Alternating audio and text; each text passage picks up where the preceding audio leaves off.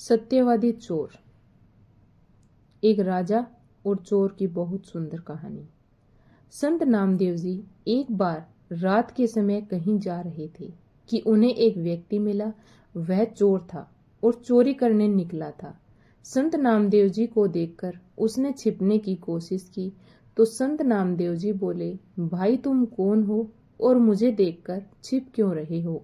उस चोर ने संत नामदेव जी को पहचानकर उनके प्रणाम किया और बोला, महाराज मैं चोर हूँ और चोरी करने जा रहा हूँ। संत नामदेव जी ने कहा, भाई यह धंधा छोड़ दो और कोई ऐसा काम धंधा करो जिससे तुम्हें किसी को देखकर भय न लगे और छिपना न पड़े। चोर ने कहा, महाराज मेरे पिता भी यही काम करते थे और मैं भी केवल यही काम जानता हूँ। इसके अतिरिक्त दूसरा कोई काम मैं नहीं जानता। फिर मैं पढ़ा लिखा भी नहीं हूँ और न ही मेरे पास इतना धन है कि व्यापार आदि कर सकूं। यदि मैं यह धंधा छोड़ दूं तो फिर परिवार का पालन पोषण कैसे करूंगा। उसका यह उत्तर सुनकर संत नामदेव जी कुछ पल तो मौन रहे, फिर बोले, अच्छा भाई तुम यह धंधा बेशक करो, परंतु हमारी एक बात मान लो। चोर ने कहा, आज्ञा कीजिए। संत नामदेव जी ने कहा, पहले वादा करो कि तुम हमारी बात मानोगे। चोर के वादा करने पर संत नामदेव जी बोले, आज से तुम किसी भी परिस्थिति में झूठ मत बोलना, सदा सच बोलना, तुम्हारा कल्याण होगा। यह कहकर संत नामदेव जी तो अपने रास्ते चल दिए। इधर चोर सोचने लगा कि झूठ नहीं बोलूंगा तो काम कैसे चलेगा, पर अब तो संत नामदेव जी से वादा किया है, अतः कुछ भी हो जाए अपना वादा नहीं तोड़ूंगा। यह सोचकर चोर भी चोरी के इरादे से एक ओर चल दिया। कुछ दूर जाने पर उसे एक और व्यक्ति नजर आया। वह वास्तव में वहां का राजा था जो भेष बदलकर नगर का भ्रमण कर रहा था। उसने भी चोर को देख लिया था। राजा ने उस चोर से धीरे से पूछा, तुम कौन हो और इस समय कहाँ जा रहे हो। चोर मन ही मन विचार करने लगा कि झूठ तो मैंने बोलना नहीं है, इसलिए सच सच बता देता हूँ, जो होगा देखा जाएगा। मन में यह विचार कर उसने उत्तर दिया, मैं चोर हूँ और चोरी करने के इरादे से घर से निकला हूँ।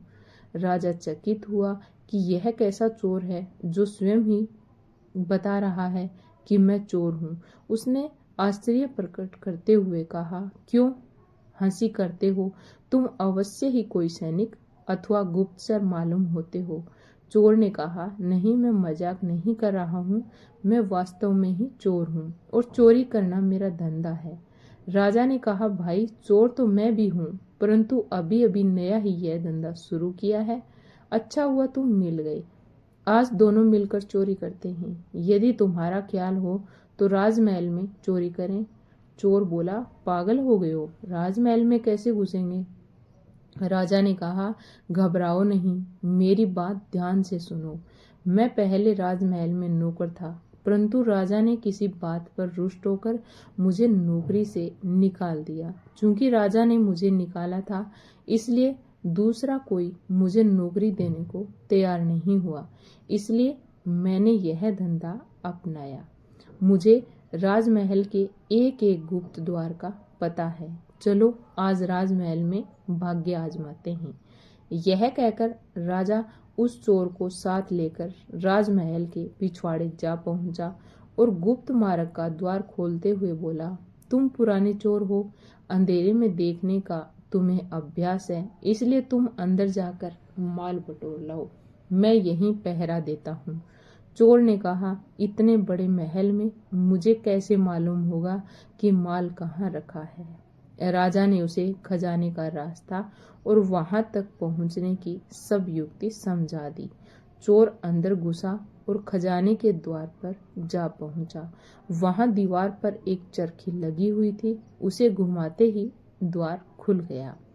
चोर ने देखा वहां अनेकों बड़े बड़े मजबूत बक्से रखे हैं जिसमें बड़े बड़े ताले लगे हुए हैं। उसने चाबियों का गुच्छा तथा कुछ दूसरे औजार निकाले। एक बक्से का ताला खोलने की कोशिश की, परंतु उसकी सब कोशिश असफल हो गई। उसने यह सोचकर कमरे में दृष्टि दौड़ाई कि शायद कोई लोहे की सलाख वगैरह मिल जाए। तभी उसकी निगाह एक बक्से पर पड़ गई जो साइज में छोटा था और वह एक बड़े बक्से के ऊपर रखा हुआ था। उसने उसका ताला खोलने की कोशिश की। थोड़े ही प्रयत्न से ताला खुल गया। उसने ढक्कन उठाकर देखा तो उसमें एक छोटी संदूकची के अतिरिक्त और कुछ न था। उसने संदूकची बाहर निकाली। जैसे ही ढक्कन खोला उसकी आंखें चमक उठी। इसमें 3 बहुमूल्य हीरे रखे हुए थे। उसने वे तीनों हीरे उठाए और वहां से चलने लगा। तभी उसके दिल में विचार आया कि हीरे तो 3 हैं, हम दोनों इनका आधा आधा भाग कैसे करेंगे। मैं झूठ बोलकर एक हीरा अधिक अपने पास रख लूं, यह मैं करूंगा नहीं, क्योंकि मैंने झूठ न बोलने का वादा संतों से किया हुआ है। यह सोचकर उसने एक हीरा संदूकची में वापस रख दिया और 2 हीरे लेकर महल से बाहर आ गया। बाहर आकर उसने राजा से कहा, ये 2 हीरे लाया हूँ, एक तुम्हारा एक मेरा। यह कहकर उसने एक हीरा राजा को थमाया और चला गया। उसके जाने के बाद राजा ने सोचा कि हीरे तो उस संदूकची में 3 थे, फिर उसने यह क्यों कहा कि मैं 2 ही हीरे लाया हूँ, चलकर देखना चाहिए। यह सोचकर राजा वहां गया तो क्या देखता है कि एक हीरा संदूक में ही रखा हुआ है। राजा बड़ा हैरान हुआ कि यह कैसा चोर है जो चोरी भी करता है और सच भी बोलता है। राजा ने खजाने का द्वार खुला छोड़ दिया और अपने शयन कक्ष में जाकर सो गया। सुबह हुई और थोड़ी ही देर में हल्ला मच गया कि राजमहल के खजाने में चोरी हो गई है। राजा ने अपने मंत्री को बुलवाया और चोरी के बारे में बताते हुए कहा, राजा का खजाने का द्वार खुला हुआ मिला है। अवश्य ही यह किसी भेदी का काम है। शीघ्र ही इसकी जांच करो और चोर का पता लगाओ। मंत्री जो आज्ञा कहकर खजाने वाले कमरे में गया। सब बक्से ज्यों के त्यों रखे हुए थे, केवल एक छोटे बक्से का ढक्कन खुला हुआ था। उसने उसमें से छोटी संदूक निकाल कर देखा, उसमें एक हीरा रखा हुआ था। मंत्री को पता था कि इस संदूकची में 3 बहुमूल्य हीरे थे। सोचने लगा कि ऐसा प्रतीत होता है कि चोर जल्दी में एक हीरा इसी में छोड़ गया।